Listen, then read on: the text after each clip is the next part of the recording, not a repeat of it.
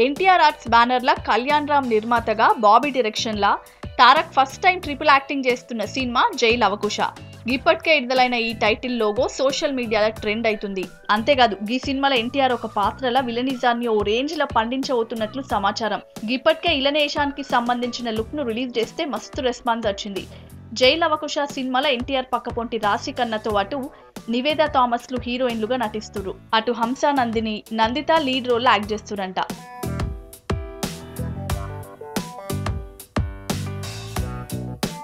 NTR first time negative character చేస్తున్న ఈ సినిమాలో ఇంకో ఇలన్ పాత్ర ఉందంట. గా క్యారెక్టర్ కోసం కన్నడ నటుడు దునియా విజయ్ ను పోయి ఈ సినిమాలు కలిసిరంట.